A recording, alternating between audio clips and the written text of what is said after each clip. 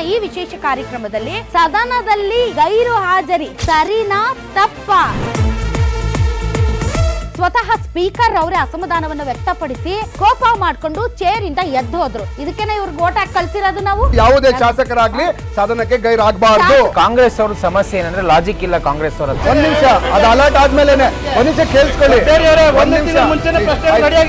Summer ಇರ್ತಕ್ಕಂಥ ದೃಷ್ಟಿಯಿಂದ ಏನಾಗ್ತದೆ, ಕೆಲವು ಊರಿನಲ್ಲಿ ಆಲ್ರೆಡಿ ನೀರಿನ ಅಭಾವ ಜಾಸ್ತಿ ಆಗಿದೆ. ನೀರಿನ ಅಭಾವವನ್ನ ಕಡಿಮೆ ಕೆಲವು ಶಾಸಕರು ಆಲ್ರೆಡಿ ಹೋಗಿದ್ದಾರೆ,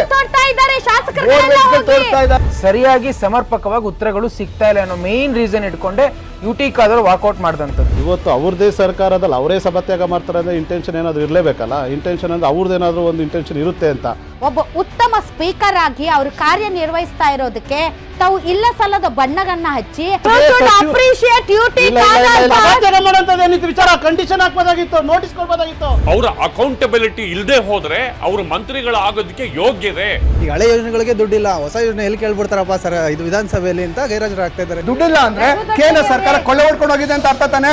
ಕೇಂದ್ರ ಸರ್ಕಾರ ಕೊಳ್ಳೆ ಹೊಡ್ಕೊಂಡು ಹೋಗಿದೆ, ಟ್ಯಾಕ್ಸ್ ಎಲ್ಲ ಕದ್ಕೊಂಡು ಹೋಗಿದ್ದಾರೆ. ಇಲ್ಲ ಗ್ಯಾರಂಟಿ